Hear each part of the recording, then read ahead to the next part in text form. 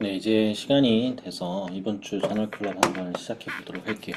어, 저는 이제 미국에서 스포츠 의학으로 박사과정으로 공부하고 있는 강지호라고 합니다. 그리고 지금은 스포츠 메들린에서 최아리 김책 강의를 진행하고 있고, 최대한 매주 저널 클럽을 무료로 진행하려고 노력하고 있습니다.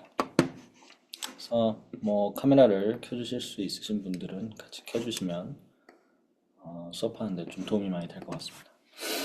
지난주에 이어서 이번 주도 좀 요추에 관련된 논문을 가져왔어요. 지난주에는 조금 더 영상학적인 관점에서 우리가 회복되는데 필요한 시간이 어느 정도인지를 살펴봤다면, 오늘은 이제 정말 많은 근골격계 환자들이 겪고 있는 증상 중에 하나가 밸런스 감소예요. 고유수용성 감각의 감소와 함께 뭐 다양한 요인들에 의해서 결과적으로 나오는 그 밸런스의, 즉 자세 조절 능력들이 떨어져 있다라고 보고가 되고 있거든요. 이제 만성요통에서는 어떻게 자세가 결국엔 밸런스가 떨어지긴 하는데 어떠한 조절 전략들을 지금 사용하고 있는지에 대해서 논문을 좀 종합적으로 검토한 논문을 가져왔습니다. 어, 그래서 살펴보시면 이 여기가 제가 알기로는 호주에서 밸런스랑 고유성성 감각으로 많이 연구하고 있는 팀으로 알고 있어요. 그리고 여기 지하한이라는 이 분은 현재 아마 정확한 위치는 모르겠는데 고유성성 감각에 관해서 굉장히 많은 논문을 내신 분이에요. 그리고 최근 26년 초반에 또 고유성성 감각에 대해서 좀 새로운 시선을 제시하신 분이기도 하고요. 그래서 전체적으로 이 랩 자체가 고유성성 감각과 밸런스에 관해서 많은 논문을 제시하고 있는 랩입니다. 그래서 이거 외에도 조금 다른 뭐 논문, 고유성성 감각에 대한 다른 논문에 관심이 있으시면 한번 읽어보시는 것도 추천을 드립니다.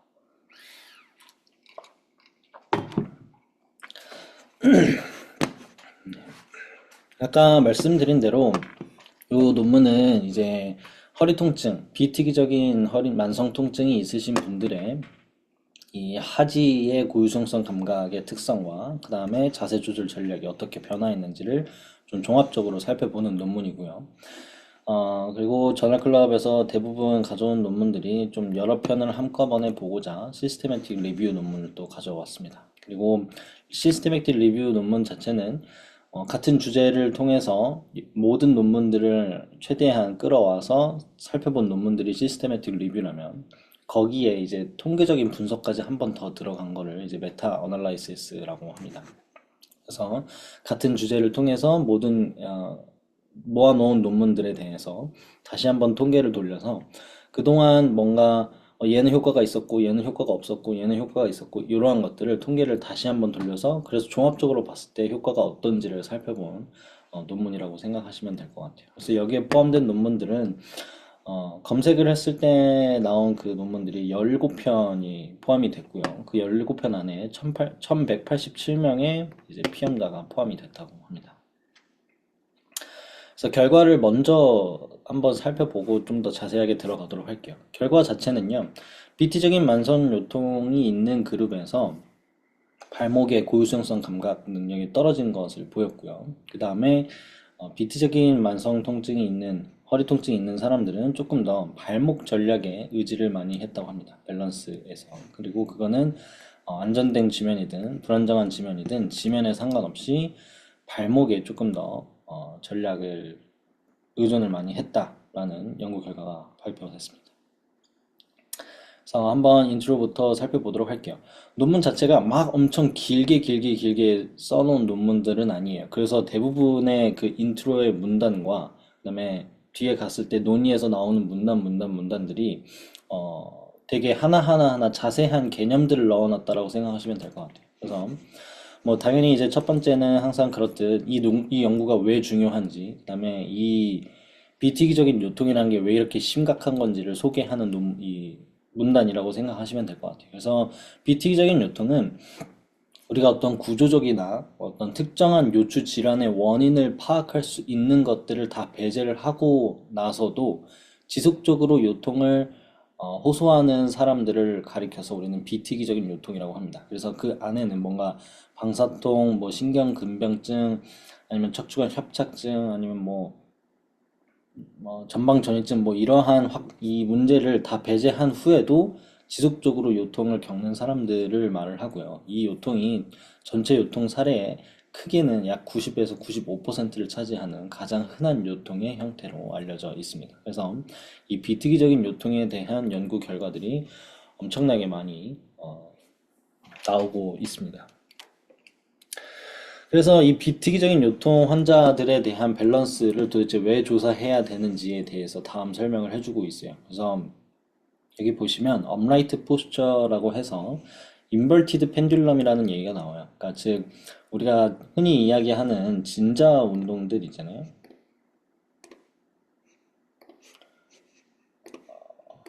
진자 운동은 여기에 축을 달고 이렇게 왔다 갔다 하는 게 진자 운동인데, 이게 이제 인버티드 펜듈럼이라고 해서 거꾸로 됐다라는 거예요. 그래서 발이 여기 있고 우리 몸이 이렇게 이 발을 기준으로 앞으로 갔다가 뒤로 갔다가 할 수 있는 이런 펜듈럼의 모델을 갖고 있다라고 설명을 하고 있습니다. 그래서 이 인버티드 펜듈럼 모델에 의해서 우리가 이 발과 하지의 이 고유성성 감각이 굉장히 중요하다. 요 발과 하지의 고유성성 감각 덕분에 우리가 전체적으로 밸런스를 잘 잡을 수 있다라고 설명을 하는 것들이 인버티드 펜듈럼 모델입니다. 그래서 근데 상대적으로 우리 몸이 갖고 있는 질량과 우리 몸이 갖고 있는 크기에 비해서 발은 사실 굉장히 작잖아요. 많은 사람들이 길어봤자 30cm, 짧으신 분들은 한 20cm에 가까운데 그만큼 이제 작은 베이스 오브 서포트, 즉 우리가 발을 양발을 이렇게 썼을 때 요 너비를 우리가 베이스 오브 서포트라고 하는데, 이 베이스 오브 서포트가 좁으면 일반적으로 밸런스를 잡기가 힘들다고 알려져 있고요. 베이스 오브 서포트가 넓으면 우리가 밸런스를 잡기 쉽다라고 알려져 있습니다. 그래서 한 발 서기가 더 어렵고 양발로 섰을 때 더 편안한 이유가 그러한 이유입니다. 그래서 이러한 작은 베이스 오브 서포트 때문에 우리가 이 하지에 의해서 지속적으로 그러니까 발뿐만 아니라 하지, 무릎이나 고관절까지 해서 이 전체적인 하지에 의해서 지속적으로 밸런스가 유지된다라고 알려져 있습니다. 그리고 이제 넘어가다 보면 우리 몸의 밸런스 전략은 크게 앵클 전략이 있고요. 그 다음에 힙 전략이 있고, 세 번째가 이제 스태핑 전략이라는 게 있습니다. 크게 세 가지 전략이 있는데, 뭐가 더 좋다라는 개념은 딱히 없긴 한데, 여기에서는 이제 앵클 전략과 힙 전략이 있다라는 정도로 설명을 하고 있습니다. 그리고 이 전략이 어떻게 되는지가 결과적으로 나오고 있거든요. 뒤로 넘어가다 보면. 그래서 우리 몸에 있는 그 밸런스 전략은 이제 재활의킴 측에서도 다 소개가 된 내용들이지만, 앵클 전략과 힙 전략, 그 다음에 스태핑 전략. 스태핑 전략은 우리가 거의 밸런스를 잃었을 때 넘어지지 않기 위해서 한 발을 내딛는 전략들을 스태핑 전략이라고 합니다. 그래서 연구 결과들이 아직까지는 뭔가 혼재된 연구 결과들을 보여준다라고 설명을 하고 있어요. 그렇기 때문에 우리가 보통 시스테매틱 리뷰를 하고 메타 분석을 하는 거거든요. 누구는 효과 좋다고 하고 누구는 효과 없다고 하니까 이것들 모아서 한번 보자라는 겁니다. 그래서 어떤 논문들은 로백 페인이 있는 사람들은 앵클 전략을 쓴다라고 얘기를 하고, 어떤 논문들은 로백 페인이 있는 사람들이 조금 더 힙의 전략을 사용한다라고 이제 보고를 하고 있으니까 한번 종합적으로 검토를 해보자라는 의미입니다. 그리고 이 로백 페인 연구에서는 힙 전략이라고는 이야기를 하는데, 뒤에 살펴보시면 아시겠지만 우리가 힙 전략이라고 하면 무조건 고관절만 얘기를 하는 게 아니라 그 주변 고관절과 트렁크를 중심으로 우리가 밸런스를 잡는다라는 얘기고요. 앵클은 말 그대로 앵클 조인트라고 생각을 하시면 될 것 같아요. 그래서 여기서 힙 전략이라고 해서 너무 정말 둔근 고관절 주변의 근육만 생각하실 필요는 없다라고 생각하시면 될 것 같아요. 그래서 결국에는 이러한 주제들을 갖고 우리가 연구를 했다라는 것을 뒤에 이제 메소드 파트에서 설명을 하고 있습니다. 그래서 메소드 파트에서 우리가 어떻게 검색을 했고 어떻게 나왔느냐를 살펴보시면 되고, 항상 말씀드리지만 연구하시는 분들이 아니면 굳이 그렇게 자세히 읽을 필요는 없지만 이러한 단위들이 뭔지에 대한 설명들은 좀 알고 가실 필요가 있어요. 그리고 여기 보시면 이제 케이스 컨트롤 스터디를 우리가 모았다라고 되어 있어요. 그러니까 이 논문을 살펴보시면 연구의 질에 따라서 이 피라미드가 형성이 되어 있는 것들이 있어요. 뭔가 케이스 시리즈가 있고 케이스 컨트롤이 있고 또 뭐 이렇게 피라미드가 연결이 되어 있는데 케이스 컨트롤은 주로 살짝 조금 낮은 단계의 연구입니다. 그러니까 그 위에는 뭔가 랜더마이즈 컨트롤이라고 해서 우리가 무작위 배정으로 하는 것도 있고요. 그다음에 장기간으로 우리가 살펴보는 연구들도 있어요. 오늘 검사를 해보고 뭐 1년, 2년 팔로우업 하면서 검사를 해보고 이러한 것들이 조금 더 근거가 높은 수준의 근거라고 생각을 하시면 되고 이 케이스 컨트롤 스터디는 그냥 지금 아픈 사람 안 아픈 사람 데려와서 사진 찍듯이 오늘 하루 찍고 끝내는 것들이 이제 케이스 컨트롤 스터디입니다. 그래서 뭔가 이제 뒤에 살펴보시면 전체적으로 포함된 연구의 질이 낮다라는 표현들을 많이 사용할 때가 있어요. 이 시스테매틱 리뷰를 보시면 그렇게 표현하는 이유들이 뭐냐면 케이스 컨트롤 스터디가 줄을 이뤘기 때문이에요. 랜더마이즈 컨트롤이 들어가지 않았고 케이스 컨트롤 스터디가 줄을 이뤘기 때문에 전체적으로 포함된 연구의 질이 조금 낮다라고 보시면 될 것 같아요. 자, 그 다음에 이제 여기에서 중요하게 사용된 단위 중에 하나가 Relative Proprioception Weighting이에요. 자, 즉 상대적인 고유성성 감각의 변화를 이야기를 하는 거거든요. 그래서 말이 조금 어렵긴 한데 결국에는 이 값이 클수록 앵클에 의존을 하는 거고 이 값이 작을수록 요추에 조금 더 의존을 한다라고 보시면 될 것 같아요. 근데 이걸 측정하는 방식이 되게 흥미로운데요. 어, 우리 몸에 60Hz의 진동을 계속 부여를 하면요. 마사지건 같은 거 있잖아요. 60Hz의 진동을 계속 부여를 하면 우리의 머슬 스핀들이 늘어난다라고 보통 착각을 한대요. 우리 근육에 있어서. 그러면 우리가 흔히 고유성성 감각이라고 하면 머슬 스핀들과 근방추에 의해서 조절되는 감각인데 거기가 이제 방해를 받는 거죠. 그러면 내가 밸런스를 잘 잡기가 어려워지겠죠. 그래서 앵클에다가 대고 즉 이 트라이셉스 수레라고 하는 거는 우리가 종아리에 있는 세 가지 근육들을 합쳐서 이야기를 하는 건데요. 이 세 가지 근육에 대고 60Hz의 진동을 계속 보냅니다. 그러면 머슬 스핀들은 계속 늘어난다라고 착각을 하고 우리가 이 밸런스에 필요한 고유성성 감각을 제대로 사용하지 못하고 있는 거예요. 그러니까 즉 방해를 하고 있는 거거든요. 종아리에 대고 그때 뭔가 이 밸런스가 나빠지거나 그때 밸런스 지표들이 더 커지거나 하면은 이 수치들이 커지는 거예요. 반대로 우리가 요추에다가 대고 이 다혈근이라고 하는 근육이 직접적으로 타겟은 되진 않겠죠. 어찌됐든 이 요추에다 대고 60Hz의 진동을 또 계속 보내면 이 요추 부분이 자기는 이제 늘어난다라고 생각을 하고 이 요추 부분이 고유성성 감각이 제대로 작동을 하지 않게 되는 거죠. 이 방해를 계속 받고 있기 때문에 그러면 그 수치가 커졌을 때는 이 분모의 수치가 커지기 때문에 전체적으로 수치가 작아집니다. 그래서 좀 복잡한 내용이긴 한데 정리를 하자면 이 수치가 커지면 앵클에 의존을 하는 거고요. 이 수치가 작아지면 힙 전략에 의지를 하는 겁니다. 근데 그거를 테스트할 때 어떻게 했느냐? 60Hz의 진동을 계속 보냈다고 생각을 하시면 될 것 같습니다. 그래서 여기 제가 코멘트를 다 달아놨으니까 끝나고 나서 헷갈리시면 한 번 더 읽어보시면 될 것 같아요. 그래서 전체적인 흐름은 이렇게 됩니다. 우리가 검색을 했을 때 3,200개의 논문이 나오고요. 우리가 같은 기준을 갖고 있는 논문들만 모았을 때 결국에는 17편의 논문이 포함됐다라고 생각하시면 될 것 같습니다. 그래서 각 논문의 특성들은 여기에 좀 자세히 정리되어 있고요. 좀 여기에서 헷갈리실 것들이 뭐 물론 여기에 다 설명은 되어 있긴 합니다.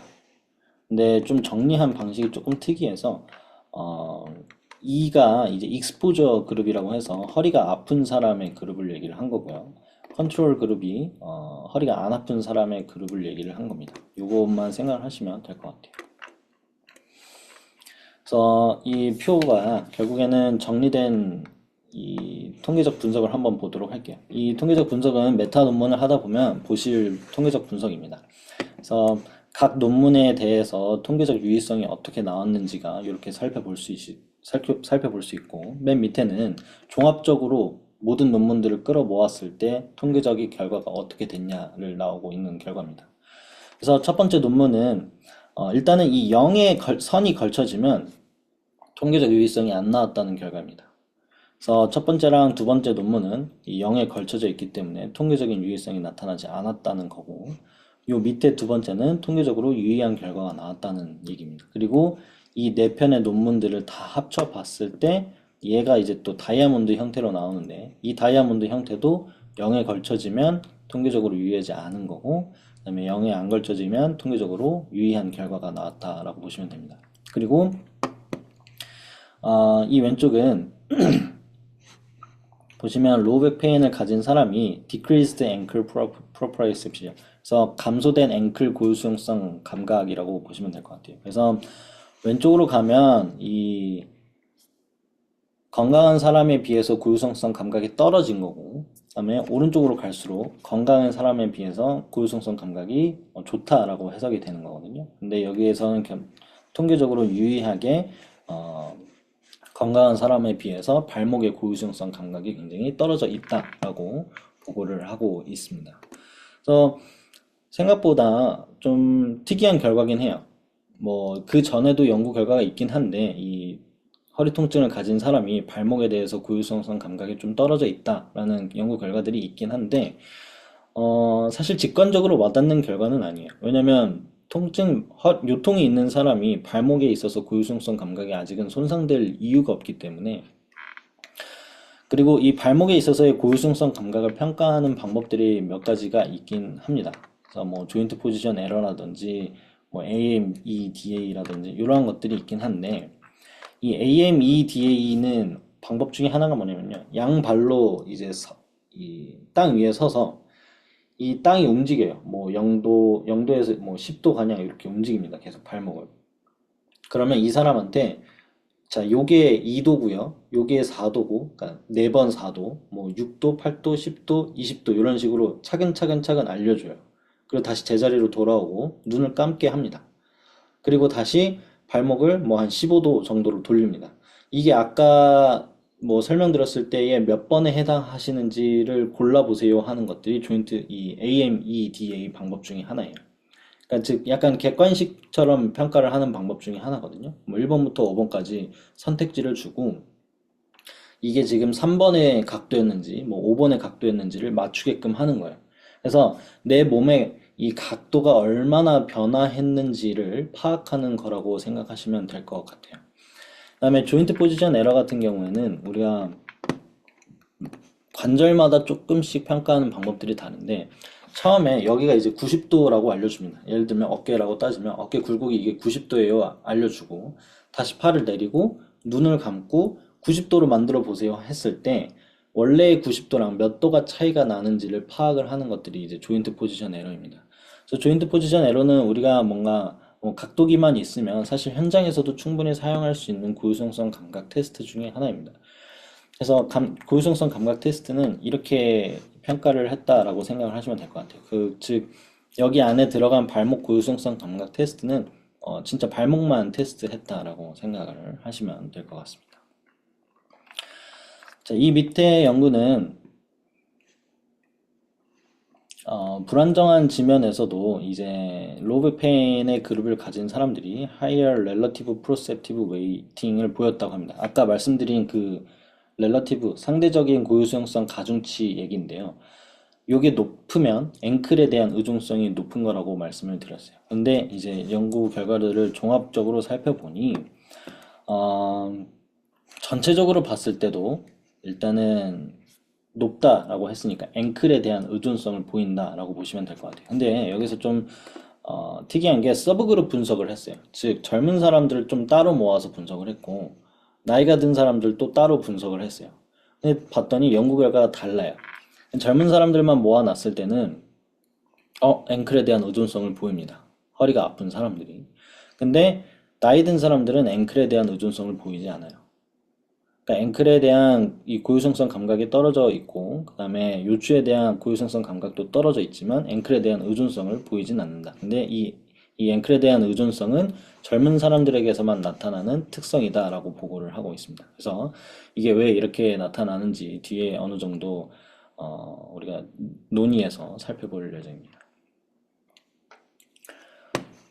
이것도 마찬가지로 이 앵클에 대한 의존성을 보이는 건데 여기에서는 불안정한 지면에서의 연구 결과들만 모아놓은 겁니다. 아까 여기에서는 이제 안정된, 그러니까 지금 맨바닥에서 한 거고, 요거는 이제 불안정한 지면에서의 자세 전략을 살펴본 겁니다. 여기서도 마찬가지로 젊은 사람들한테서만 나타나는 특성이었어요. 앵클에 대한 의존성은. 그다음에 미들 에이지. 심지어 여기는 올드 에이지도 아니고 미들 에이지는 보통 한 40세에서 한 60세 요 사이에 연구 결과들이 포함되는 걸로 알고 있습니다. 그래서 이러한 결과들이 왜 나타나는지를 한번 살펴보도록 할게요.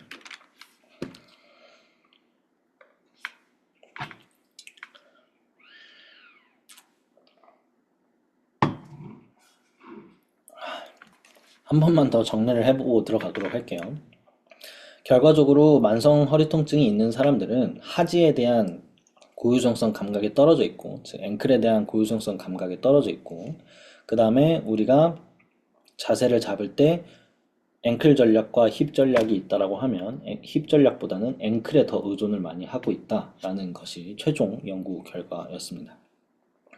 그래서 이러한 것들이 이제 왜 생기느냐?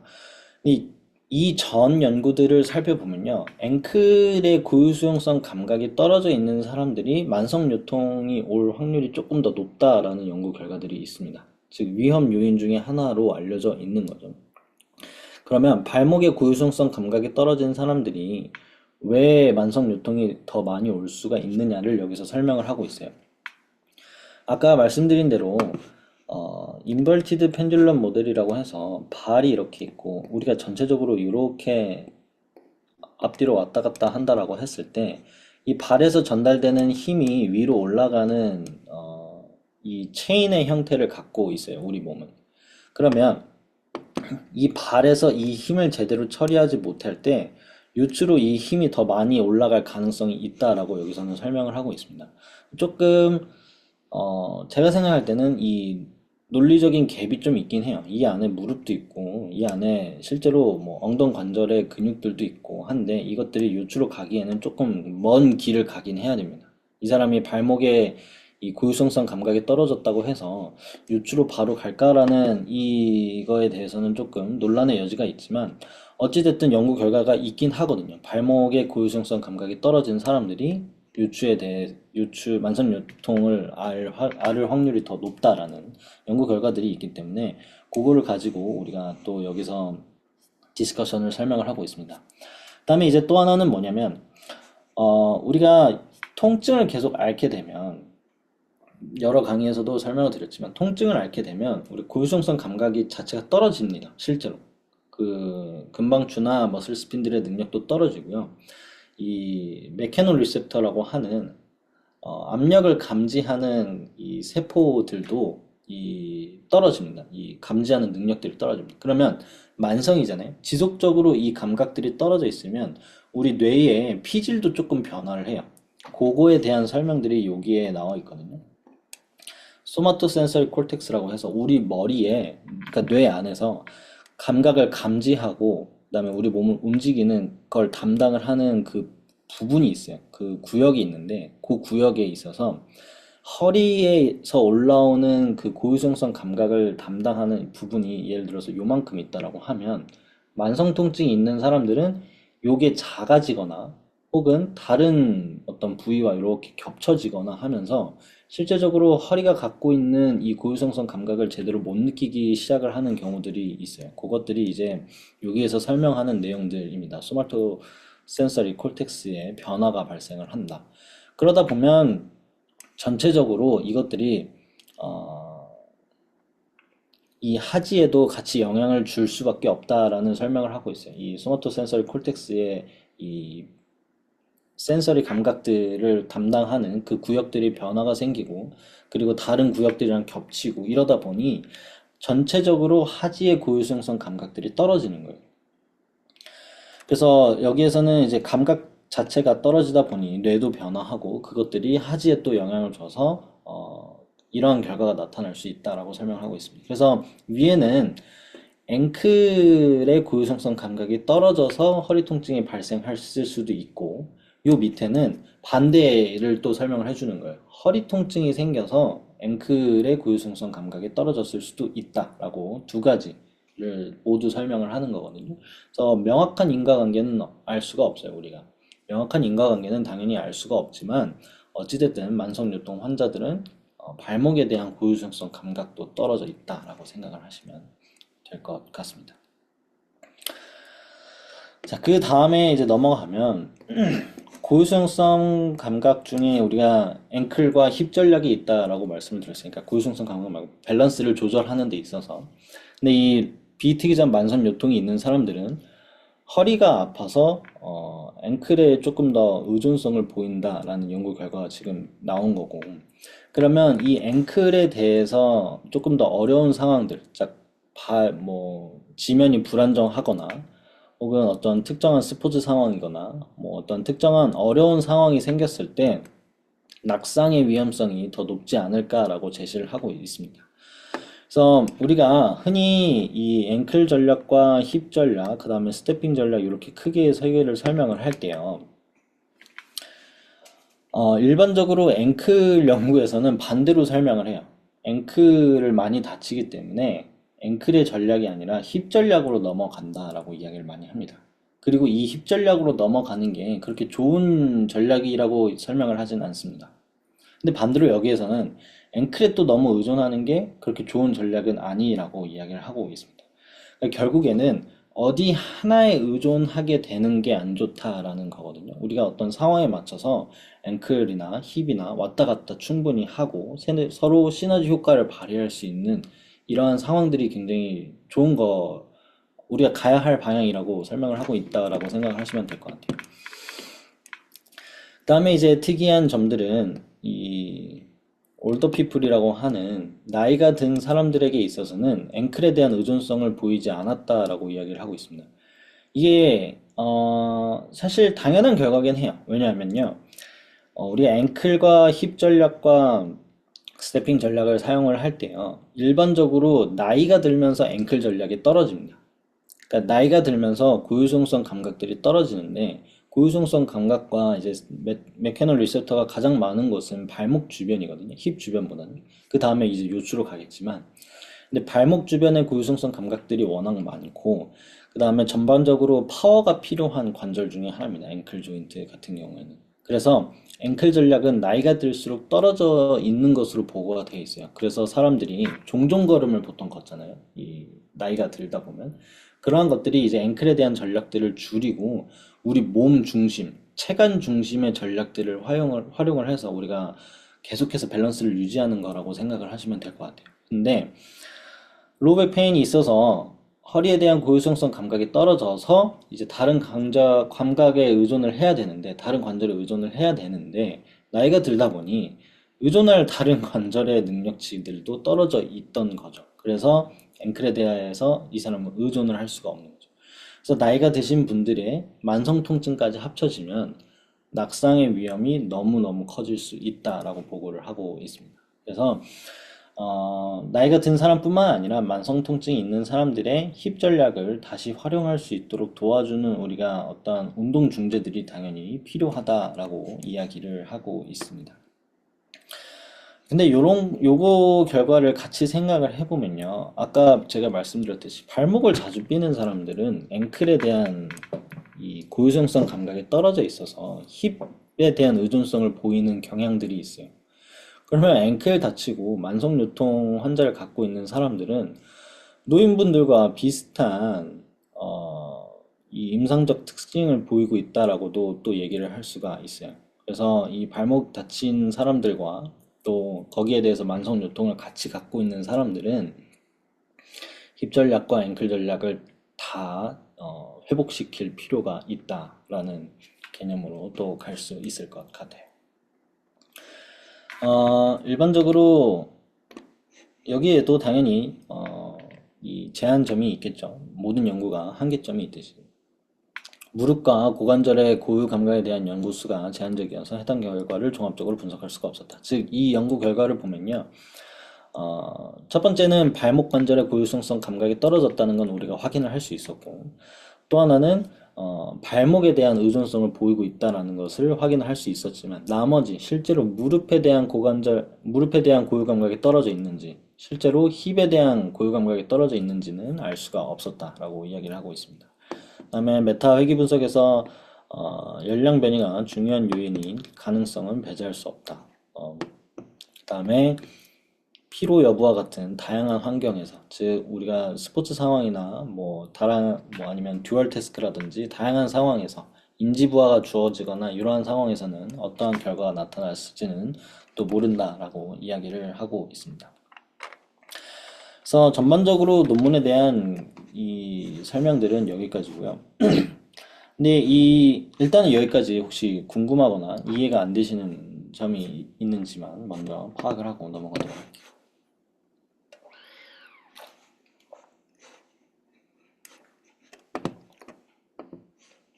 혹시 질문이 있을까요?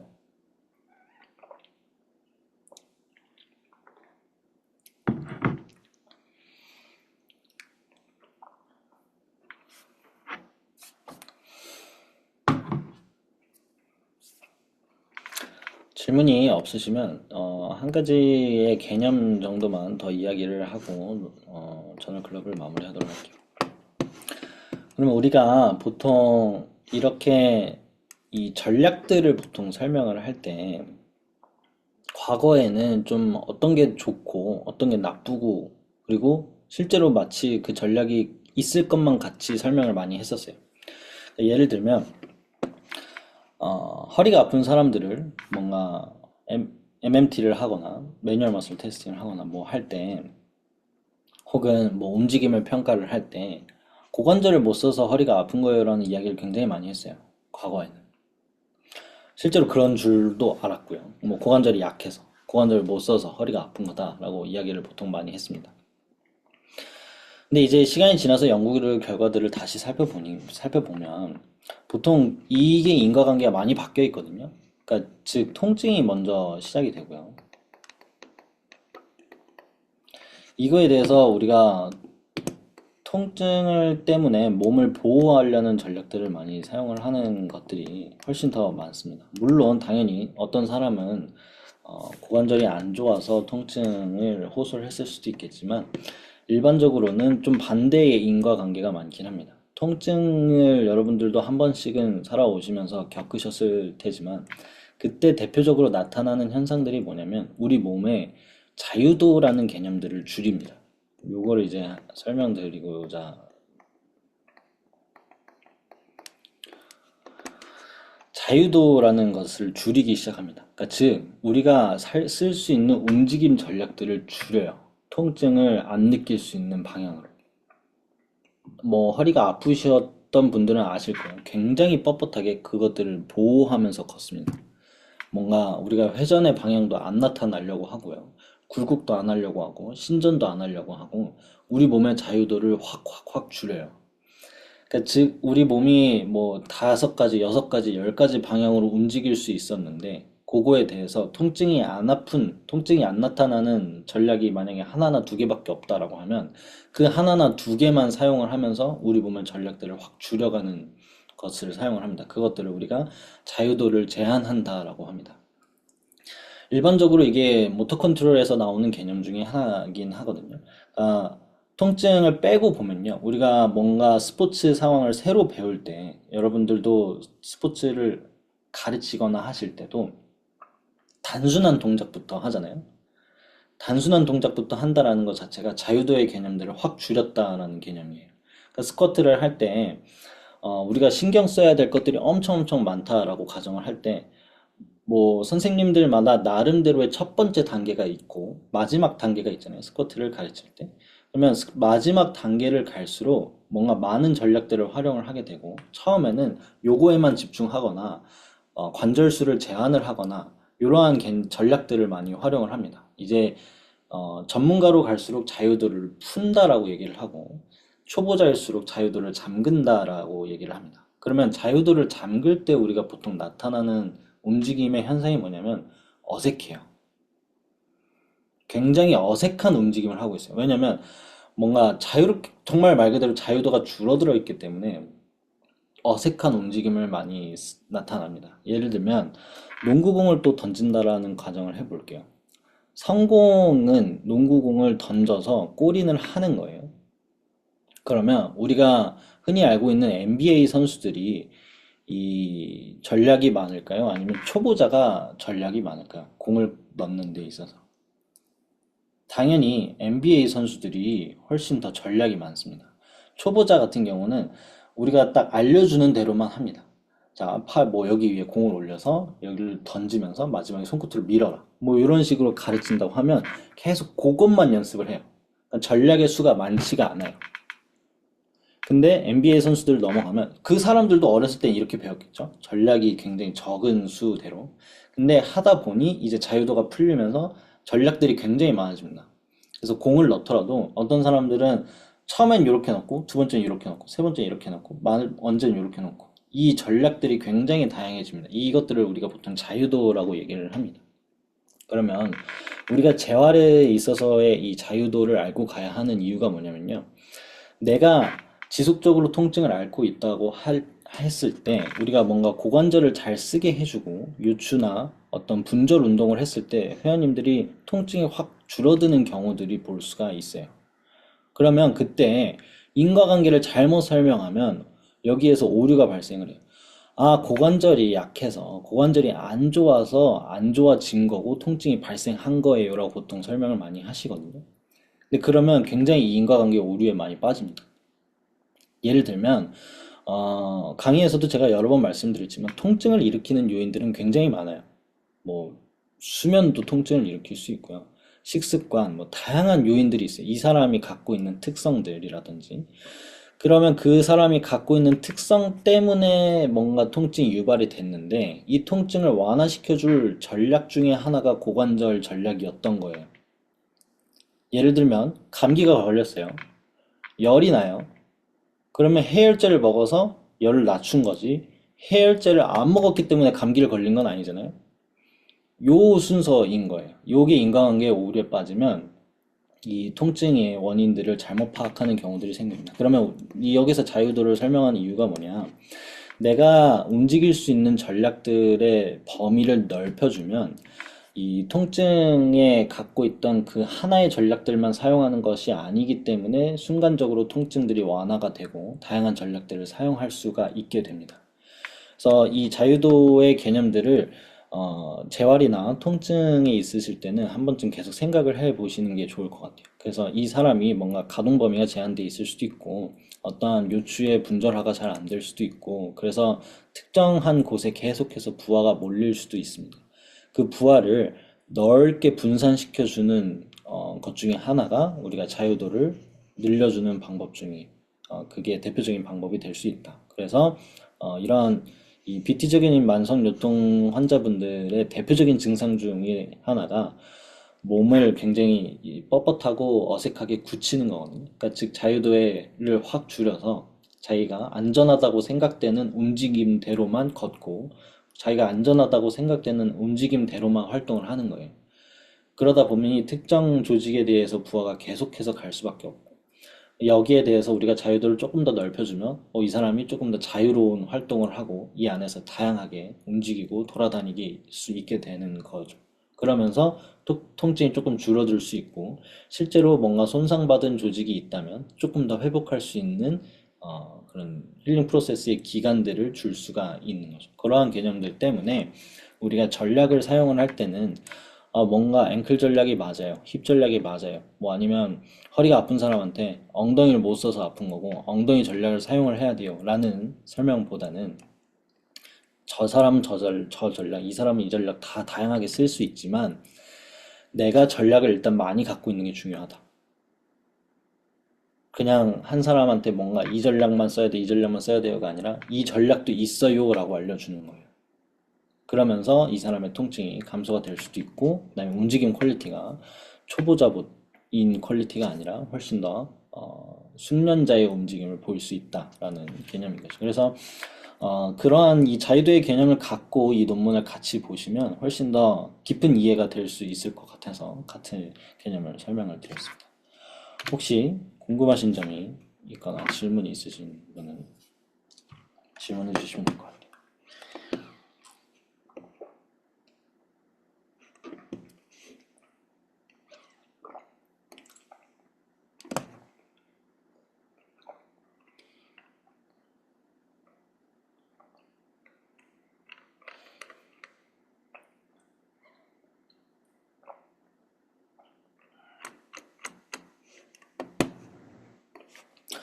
질문이 없으시면 생각보다 저는 클럽이 그래도 일찍 끝난 편입니다. 40분이면.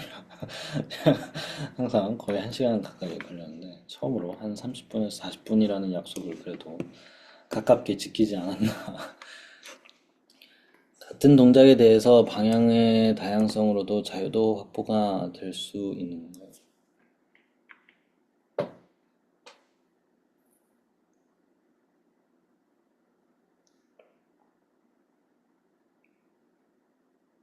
제 질문을 이해를 못해서 같은 동작인데 방향이 달라진다라는 게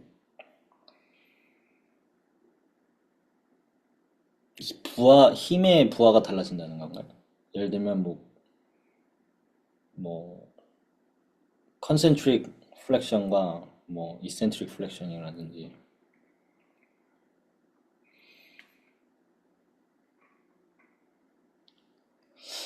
어,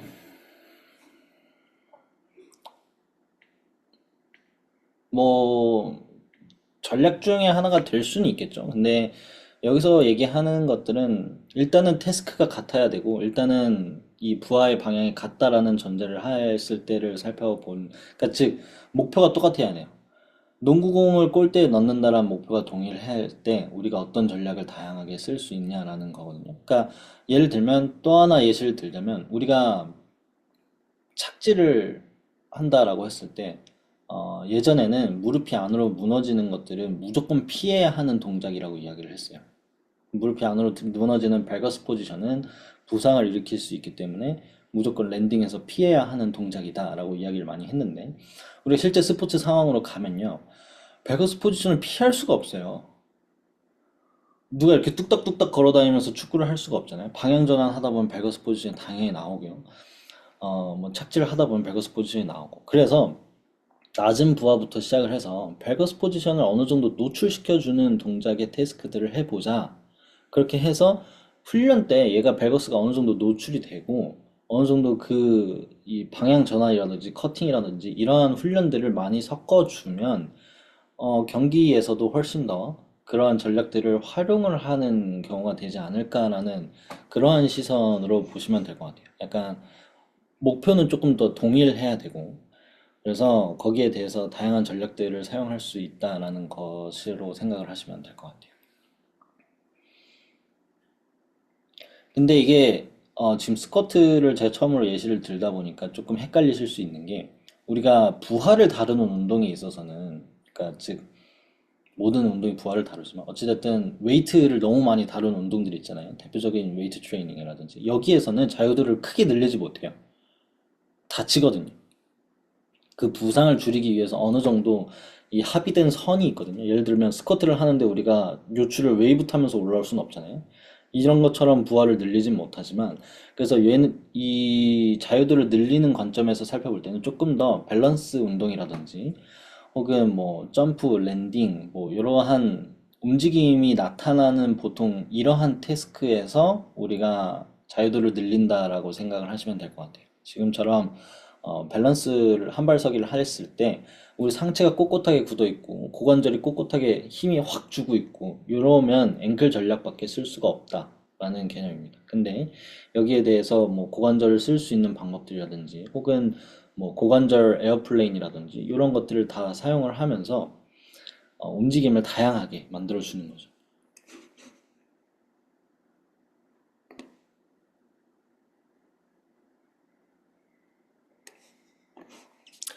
현장에서 보면 이미지한 된 답변을 등의 원인을 고관절 못 써서라고 아니라고 했지만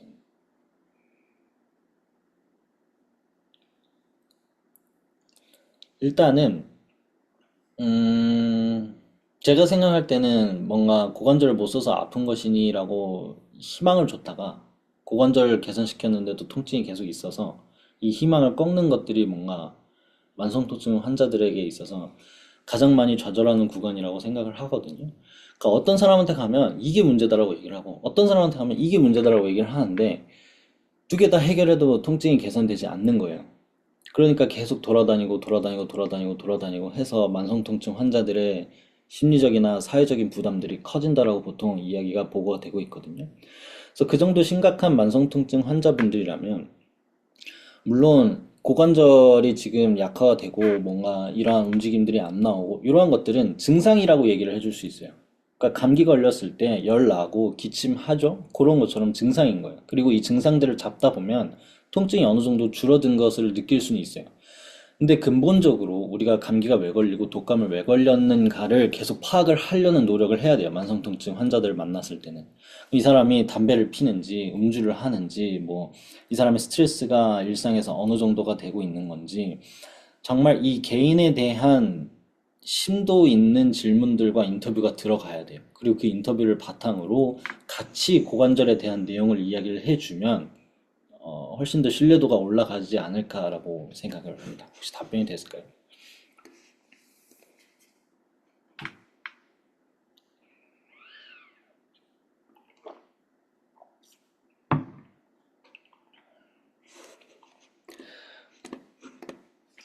네, 그래서 지금 여기에서는 고관절 이야기를 하지 말라는 이야기는 아니고, 당연히 이 고관절 가동범위나 뭐 힘이라든지 아니면 어떤 사람들은 앵클이라든지 여기에 대해서 문제점이 보일 거 아니에요? 근데 그러한 것들이 이 사람한테서 지금 나타나는 뭔가 증상 중에 하나거나 특성 중에 하나다라고 생각을 하시면 될 것 같아요. 그리고 이러한 것들이 어느 정도 통증을 완화시켜 줄 수 있는 운동을 설계할 수 있는 전략으로 가시면 될 것 같아요. 근데 이것들을 통증의 원인이라고 이 사람한테 이야기를 하는 순간 또 이 사람은 고관절 운동만 또 1시간씩 막 매일 뭐 2시간씩 하고 있는 사람들도 볼 수가 있어요. 왜냐면 만성특정 환자들은 절박한 경우가 굉장히 많거든요.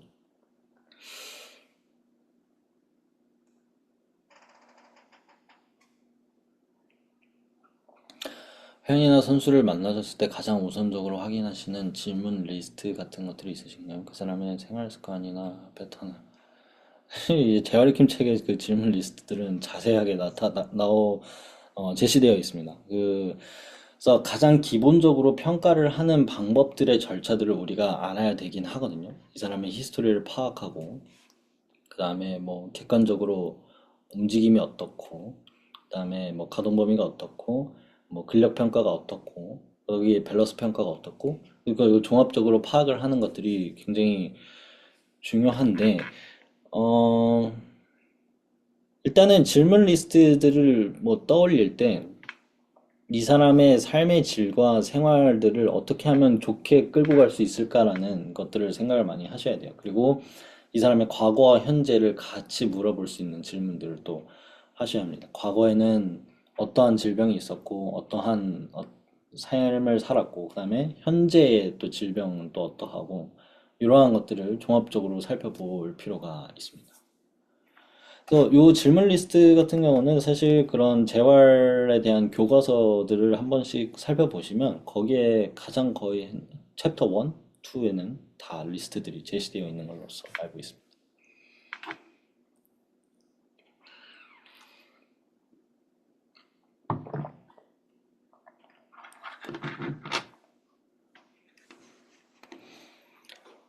혹시 또 추가적으로 질문이 있으신가요?